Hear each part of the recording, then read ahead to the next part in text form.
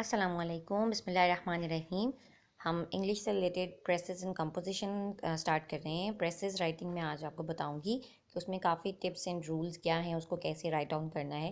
इतनी भी कोई एक्सपर्टाइज नहीं है मेरी प्रेसेस में, लेकिन मैं थोड़े से आपको रूल्स ऐसे बताऊंगी जो आप अपने माइंड में रखेंगे तो आपको प्रेस राइटिंग आपके लिए बहुत ईजी हो जाएगी अगर आप डेली प्रैक्टिस करें। ठीक है, हम इंग्लिश की ग्रामर भी इंशाल्लाह जल्दी कंपोजिशन स्टार्ट करेंगे, कॉम्प्रिहेंशन स्टार्ट करेंगे। हम सारा कुछ इंग्लिश से रिलेटेड अब डेली डेली स्टार्ट करेंगे। हम थोड़ा थोड़ा अगर डेली का भी रखें तो हमारी इंग्लिश बहुत अच्छे से कवर हो जाती है। इवन फॉर दोज जिन्होंने उर्दू मीडियम में किया होता है, उनकी उर्दू अच्छी होती है या फिर उनकी इंग्लिश अच्छी नहीं होती, उनको इंग्लिश के टेंसेस नहीं आते, उनको रूल्स नहीं आते, उनके लिए मैं ईजी ईजी ग्रामेटिकल रूल्स भी अपलोड कर दूँगी। हम सबसे पहले टिप्स एंड रूल्स पे जाते हैं कि प्रेसी को कहते क्या है। ठीक है, what do you mean by precious. ठीक है, प्रेसी हमारे लिए क्या है, इसका क्या मतलब है। ये प्रिसाइज करना है, समराइज करना है। समरी आपने पहले भी इंग्लिश में लिखी होती है, समरी की अटैम्प्ट करना आपको आता है, लेकिन प्रेसिस में आ जाता है ये समराइज होता है। टू द पॉइंट बात करनी है आपने, ये नहीं कि आप इधर उधर चले जाओ और लेंथ लेंथ आपकी फिर ज़्यादा हो जाती है पैराग्राफ की। And next one is simplify. आपने सिंपल वर्ड्स में एक्सप्लेन करना है, ये नहीं कि आपने अपनी तरफ से बहुत वर्ड्स झाड़ दिए हैं, उसके ऊपर आपने बहुत वोकेबलरी अपनी अपलोड की हुई थी, आपने बहुत ज़्यादा वर्ड्स याद किए हुए थे, आपके माइंड में जो मुश्किल वर्ड्स आ रहे हैं आपने लिख दिए। वो चीज़ नहीं है। आप अपनी तरफ से आप बहुत अच्छा सा अटैम्प्ट करोगे, अपने अपने वर्ड्स ज़्यादा से ज़्यादा मुश्किल वाले लिख कर आओगे कि मैंने तो बहुत अच्छा अटैम्प्ट कर दिया, बट नॉट लाइक दिस।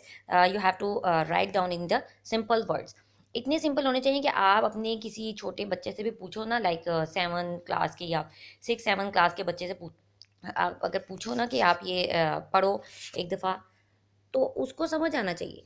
इतने ईजी वर्ड्स होने चाहिए कि उसको समझ आना चाहिए। ये ना हो कि वो कहे कि नहीं मुझे तो समझ नहीं आई, लेकिन उसको आपको समझ आना चाहिए। सिंपल वर्ड्स में आपने करना है, आपने कोई अपनी वोकेबलरी नहीं झाड़नी इसमें। ठीक है, and the next is 1/3 shorter actual length होती है इसकी। जो आपका एक्चुअल पैराग्राफ होता है उससे आपने 1/3 लेंथ करनी है। ठीक है, 1/3 मीन्स जैसे अगर आपके 300 अल्फाज का पैराग्राफ है तो उसको आपने 100 वर्ड्स में लिखना है। ना आपने ओवर राइटिंग करनी है और ना ही आपने अंडर राइटिंग करनी है। ठीक है, हमारे पास क्या आ जाता है, कौन कौन से पॉइंट्स हैं। प्रिसाइज करना है, टू द पॉइंट बात करनी है, सिंपल वर्ड्स लिखने हैं और 1/3 उसकी लेंथ होनी चाहिए। ठीक है, ये हमारे पास सिर्फ एक प्रेसी का मतलब आ जाता है कि प्रेसी है क्या चीज़। ठीक है, आपको थोड़ा सा नो हाउ होनी चाहिए।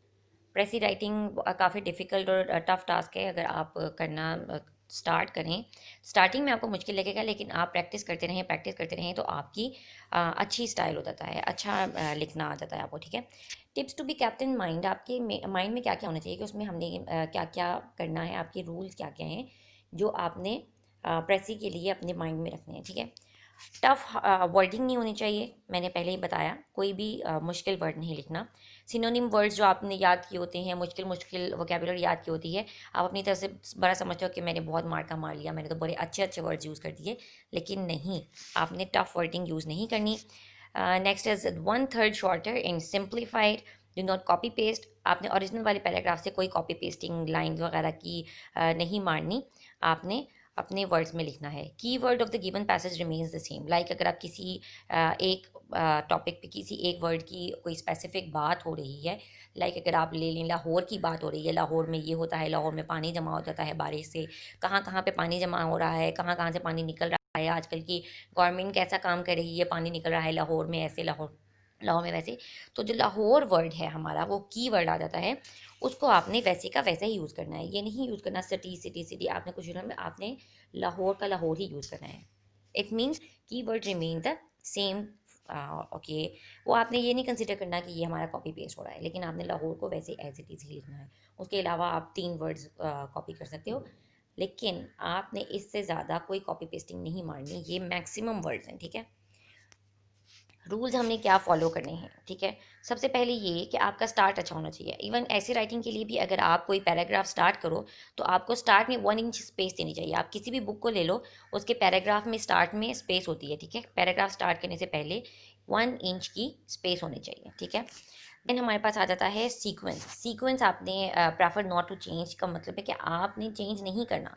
अगर आपने कनेक्टिविटी मेंटेन करने के लिए चेंज किया है, बहुत ही इम्पॉर्टेंटली चेंज हो रहा है, तो फिर आप कंडीशनली उसको चेंज कर सकते हो, लेकिन मैं आपको यही कहूँगी कि आप लोगों ने सीक्वेंस वही रखना है। सीक्वेंस हमारा एज इट इज़ ही चलेगा, जो हमारा पैराग्राफ गिवन है उसके अकॉर्डिंगली हमारा सीक्वेंस चलेगा, ठीक है। Write down in your own easy words, no copying, ठीक है। आपने अपने वर्ड्स यूज़ करने हैं, कोई आपने कॉपी पेस्टिंग नहीं मारनी है। और अपने जो वर्ड्स हैं वो आपके ईजी वर्ड्स होने चाहिए, सिंपल वर्ड्स होने चाहिए, easy to understand for a kid, ठीक है।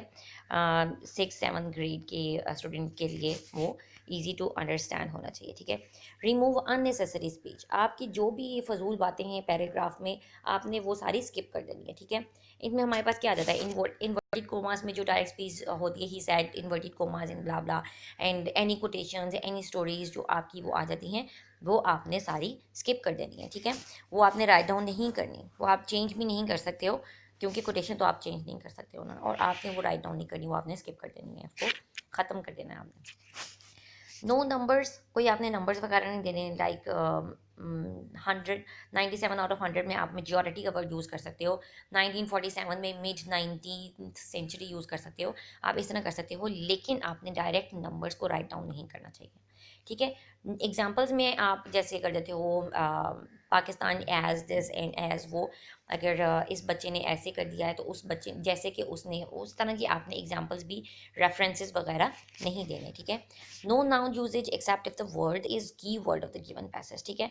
नाउन यूजेज आपने कोई नहीं करना, बार बार again and again noun usages करोगे तो उसको वैसे ही कॉपी राइटिंग में कंसिडर कर लिया जाएगा, लेकिन कीवर्ड के अलावा आपने कोई भी नाउन यूज़ नहीं करना। रिमार्क्स लाइक ओ आ, ये जो हुर्रे वगैरह ये सारे रिमार्क्स वगैरह भी सारे स्किप कर देने हैं। फर्स्ट एंड सेकंड पर्सन आपने प्रोनाउन जो है आई वी दे वगैरह आपने इस तरह के वर्ड्स यूज़ नहीं करने हैं। प्रेसेस की टेंस जो है, टेंस से रिलेटेड मैंने बताना था कि जो आपको पैसेज में आपको टेंस दिया गया है वही आपने अपनी प्रेसी में टेंस रखना है। लाइक अगर हमारा प्रेसी का गिवन पैसेज जो है वो प्रेजेंट टेंस में है तो आपने प्रेजेंट में ही प्रेसी लिखनी है, पास्ट में है तो पास्ट में लिखनी है, फ्यूचर में है तो फ्यूचर में लिखनी है। Tense will be the same, it must be the same as the given tense of the paragraph, ठीक है। ये आपने अपने माइंड में रखना है कि आपने टेंस कभी चेंज नहीं करना। ये हमारे कुछ रूल्स हैं जो आपने मेमोराइज कर लेने हैं, आपको अच्छे से याद होने चाहिए, ताकि आप कभी भी राइटिंग करो, राइट डाउन करो प्रेसी, तो आप इजीली लिख सको। यही ना हो कि आप पहले अपने सारे रूल्स रिमेंबर कराओ कि आपने क्या क्या याद किया हुआ है और फिर राइट डाउन करो। आपको ये लिख लिख के प्रैक्टिस कर करके खुद ही ब खुद ही याद हो जाएंगे। आप डेली की डेली प्रैक्टिस करोगे तो आपको खुद ही सारा कुछ याद हो जाएगा, ठीक है। ये हमारे थोड़े से रूल्स हैं। देन हमारे पास डूज आ जाते हैं, जो मेजर हमारे डूज हैं वो हमारे पास क्या आ जाता है। आपने पैराग्राफ को, गिवन पैराग्राफ को 3 दफ़ा रीड आउट करना है, ठीक है। पहली रीडिंग में आपने प्रॉपरली उसको रीड रीड करते जाना है, और उसको कुछ कुछ मोटी मोटी बातें जो आपको लग रही हैं, कीवर्ड जो आपको समझ आ रही है, वो सारा कुछ अंडरलाइन कर लेना है। जो भी इंपॉर्टेंट लाइन्स हैं, आप लेड पेंसिल होगी आपके पास, आप किसी से भी अंडरलाइन कर सकते हो। आप अपने क्वेश्चन पेपर पे कोई भी गन मार सकते हो, ठीक है। बस आपको क्लियर नज़र आना चाहिए, यही ना हो कि आप इतना गन मार दो कि आपको वो पैराग्राफ नज़र ही ना आए, ठीक है। सेकेंड टाइम में आपने रीडिंग करनी है, understand each and every line in connectivity in circle और अंडरलाइन, ठीक है। आप बेशक सर्कल कर लो या अंडरलाइन कर लो, आपने कनेक्टिविटी ऑफ द पैसेज देखनी है, हर लाइन को अच्छे से समझना है सेकेंड रीडिंग में, ठीक है। थर्ड रीडिंग में आपने क्या करना है, रफ शीट होती है एंड पर, आंसर शीट के बिल्कुल लास्ट वाली जो शीट है ना, वो आपकी रफ वर्क के लिए, ठीक है। आपने उस पर रफली राइट डाउन करना शुरू कर देना है प्रेसी को। रफली आप राइट डाउन करोगे तो फिर आपने जाके आंसर शीट पे राइट डाउन करना है। रफ वर्किंग बहुत ज़रूरी है, ठीक है। ऐसे ही आप अपने माइंड में लाइन बनाओ और आप लिखना शुरू कर दोगे तो आपकी कोई ना कोई उसमें कोई कटिंग वगैरह आ जाती है, और ये इम्प्रेशन सही नहीं पड़ता। कटिंग्स नहीं होनी चाहिए, ओवर राइटिंग वगैरह कुछ भी नहीं होना चाहिए, इसलिए आप रफली सेपरेट पेज पे लिख लो। और आपने 3 टाइम्स ज़रूर रीड करना है पैसेज को, 3 टाइम्स। अगर आपको लग रहा है कि आपको सेकेंड टाइम में आपको समझ आ गई है कि क्या क्या है, मैंने सारा कुछ अंडरलाइन कर लिया है, मैंने सर्कल देख लिया है, मुझे कीवर्ड की समझ आ गई है, मुझे कनेक्टिविटी की समझ आ गई है, मुझे पता चल गया है कि मैंने क्या क्या लिखना है, फिर भी सारा कुछ समझ आने के बावजूद आपने थर्ड टाइम रीडिंग ज़रूर करना है। 3 टाइम्स प्रूफ रीडिंग के बाद आपने फाइनली रफ वर्क करना है, एंड देन आपने राइट डाउन करना है एक्चुअल वाला जो आप अपना आंसर लिखना चाह रहे हो, ठीक है, उसमें, ताकि कोई कटिंग्स ना आए। इस तरह आपकी बहुत अच्छी से राइटिंग हो जाएगी। यही आप अपने माइंड में रखते हुए घर में प्रैक्टिस करोगे ना, तो आप प्रेसी राइटिंग में बहुत अच्छे से अटैम्प्ट कर सकते हो, और आगे पासिंग मार्क्स भी आएंगे इंशाल्लाह। इंशाल्लाह आप लोग सब कुछ क्लियर कर लोगे, ठीक है। हमारे पास डोंट्स क्या आ जाते हैं, ठीक है, हमने क्या क्या नहीं करना। Do not add your own thoughts.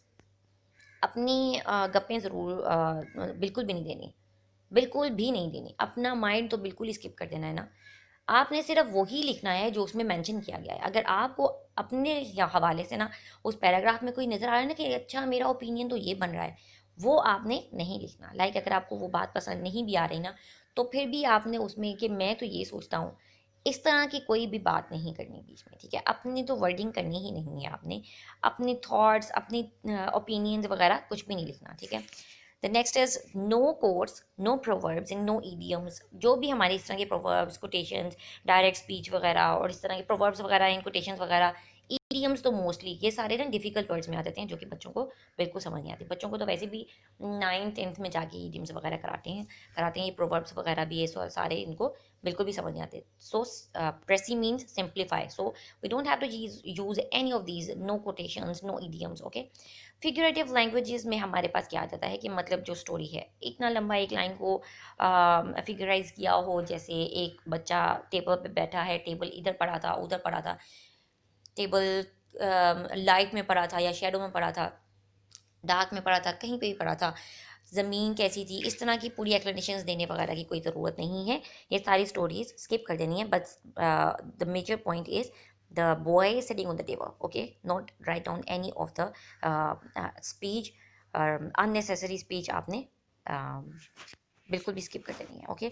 No difficult words, it is related to the simplification, and difficult words नहीं होने चाहिए। Do not copy lines from the actual paragraph. आपने कॉपी नहीं करनी है लाइन्स के, एज इट इज़ लिख दो कि अच्छा ये लाइन तो ऐसे जा रही है। जैसे कि डायरेक्ट स्पीच आपने एज इट इज़ लिख दी, लेकिन वो आपने नहीं लिखनी।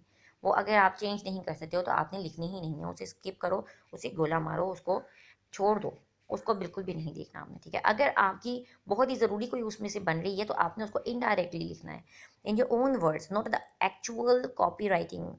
Okay, no overwriting and underwriting. इसमें हमारे पास आ जाता है कि आपने ना तो ज़्यादा लेंथाइज करना है, ना ही उसको छोटा करना है। आपका उसका अंडरराइटिंग भी आपको गलत पड़ेगी, वो आपका सारा कैंसिल कर देंगे, इतने कोई मार्क्स वगैरह भी नहीं आएंगे प्रेजेंटेशन में।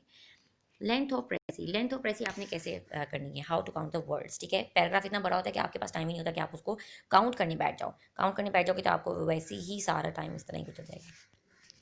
आपने रैंडमली कोई भी लाइन पिक करनी है। फॉर एग्जांपल उसमें अगर हमारे पास 10 वर्ड्स हैं, ठीक है, फिर आपने नंबर ऑफ लाइंस काउंट करनी है पैसेज की कि टोटल लाइंस कितनी है। फॉर एग्जांपल 40 लाइंस का पैराग्राफ है एक, तो हमने 40 को 10 से मल्टीप्लाई कर दिया तो 400 आ गया। फिर उसको 1/3 करने के लिए उसको 3 से हम डिवाइड कर देंगे। For example here we took 40 and 10 and then the answer is 133। फिर हमारे पास जो लास्ट ऑप्शन है वो है हमारे पास +5 एंड -5 वर्ड्स की रिलीफ है, मतलब हमारे पास रेंज बन जाती है वर्ड्स की, ठीक है। अगर तो 127 हो जाते हैं तो वो अंडर राइटिंग में आ जाएगा, अगर 139 हो जाते हैं तो वो ओवर राइटिंग में आ जाएगा। सो लेंथ ऑफ प्रेसी के हमारे पास ये रेंज आ जाती है, ठीक है। ये आप सबसे पहले कैलकुलेट करके अपने छोटे से ब्रैकेट में ऊपर लिख लो कि मैंने इतने वर्ड्स लिखने हैं, रेंज लिख लो अपनी। फिर आप अपने वर्ड्स वगैरह सोचो, आप रफ वर्किंग में देखो कि आपके वर्ड्स बनते हैं या नहीं बनते। one time you must have to do the rough working, and then you have to actually write down on your answer sheet. The actual answer must not have any cuttings, overwritings, no rubbing वगैरह, okay. ये हमारे पास प्रेसी की length का आ जाता है। Replacements, replacements में हमारे पास काफ़ी रिप्लेसमेंट्स हैं आई हुई दे की। मैंने एग्जांपल बताया कि हम आई को फॉर एग्जांपल कैसे रिप्लेस करते हैं। Like for I we can use according to the author, author is writing, the author things, and as per the author, इस तरह के हम वर्ड यूज़ करेंगे, but not the I, we will not write down the I pronoun, okay. ये हमारे पास replacements आ जाती हैं।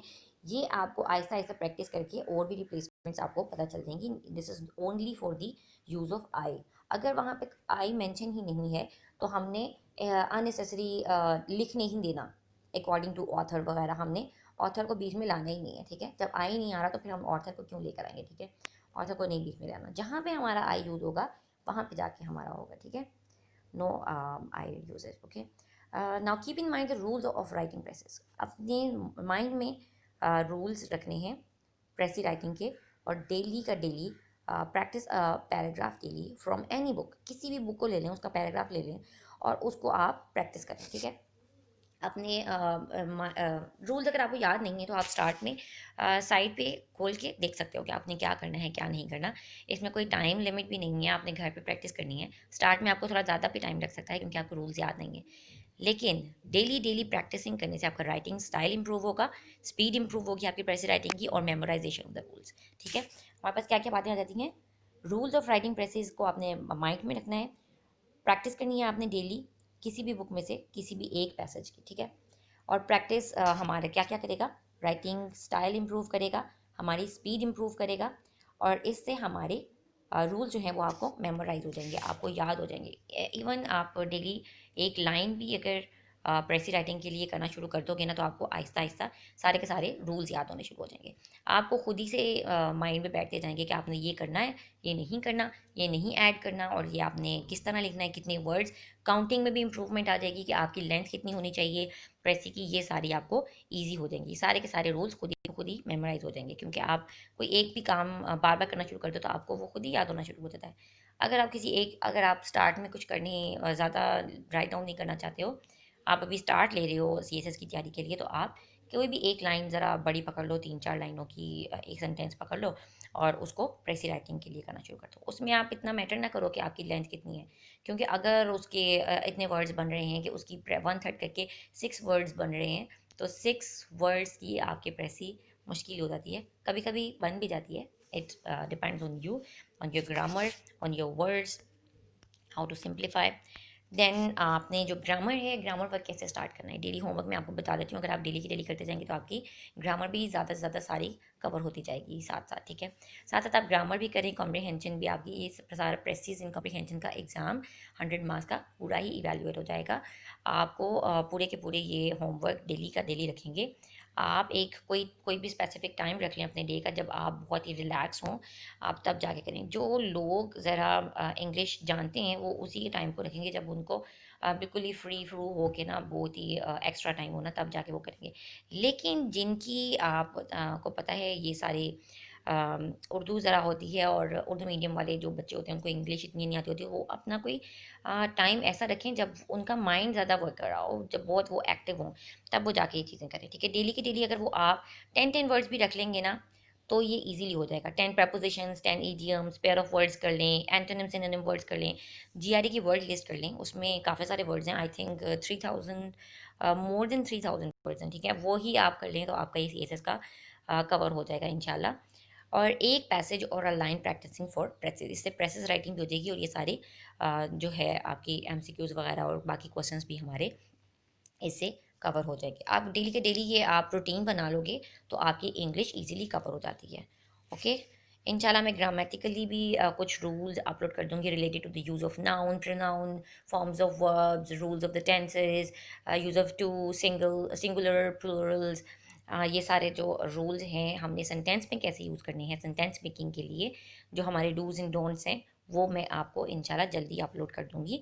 छोटे छोटे लेक्चर्स में मैं आपको थोड़ा थोड़ा रूल्स बताते जाऊँगी, ताकि आप लोगों के लिए ईजी रहे, अंडरस्टैंडिंग भी ईजी रहे, उर्दू मीडियम वालों के लिए भी, जो बिल्कुल ही इंग्लिश के स्टार्टिंग में हैं उनके लिए ईजी रहे। ओके, अल्लाह हाफिज़।